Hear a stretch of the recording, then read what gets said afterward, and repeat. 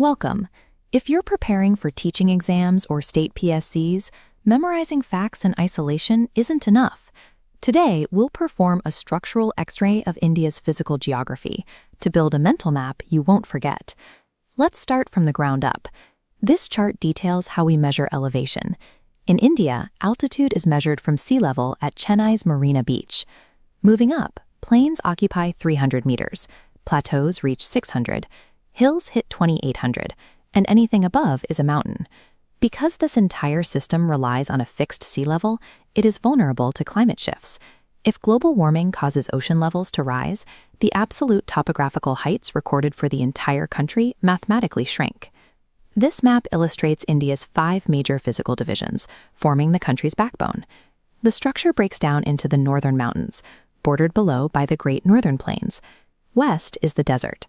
The Peninsular Plateau dominates the center, wrapped by coastal plains and islands.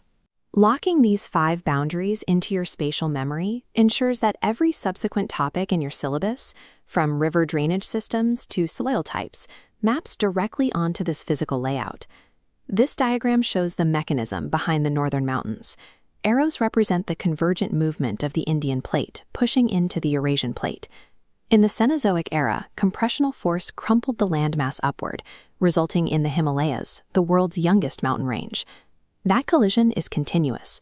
If the tectonic plates were to stop moving today, the Himalayas would cease their upward growth, and the frequent earthquakes experienced in the northern states would drop towards zero. Shifting our focus to the far east, we encounter the Provençal Hills across the 7 sister states. Unlike the main Himalayan fold, these localized ranges are named directly after the indigenous tribes that reside on them. This classification matrix maps the specific tribal hills to their respective states.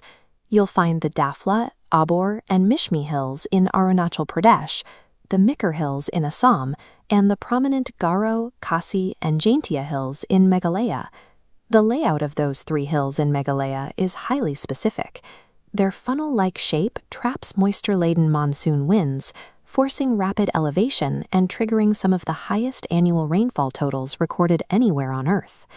This map connects regional geography to the global scale. The Thar Desert is the easternmost edge of the Great Paleoarctic African Desert. Geologically, it formed during the Tertiary period when the ancient Tethys Sea dried up, leaving behind sand and salt residues. This infographic highlights modern characteristics of the Thar Desert. Notice the left note. Despite harsh conditions, it ranks first among deserts in biodiversity and human population density. This unshaded expanse also offers immense potential for generating utility-scale solar energy. Let's test your spatial memory before moving on. Think back a moment. Which eastern state houses the Garo, Khasi, and Jaintia Hills? If you visualized Meghalaya, your mental map is working perfectly. Transitioning to surrounding waters, this chart shows numerical degree channels used to define island borders. The 10-degree channel splits Andaman and Nicobar. Further west, the 9-degree channel separates Lakshadweep from Minicoy, while the 8-degree channel divides Minicoy from the Maldives. This map details our international water boundaries. We share the Palk Strait with Sri Lanka in the south. The Coco Channel separates us from Myanmar to the northeast, and the Grand Channel divides Great Nicobar from Indonesia. This radial chart maps our legal jurisdiction out at sea. Within the first 24 nautical miles, known as the contiguous zone, the nation holds authority to enforce customs, immigration, and financial laws. Beyond that stretches the 200 nautical mile exclusive economic zone. This boundary is strictly protected because violating it means foreign actors are directly extracting sovereign resources, like offshore oil deposits and commercial fish stocks. Back on land, this table outlines our historically established boundaries. The Radcliffe Line separates India from Pakistan and Bangladesh, the McMahon Line divides us from China, and the Durand Line sits near Afghanistan.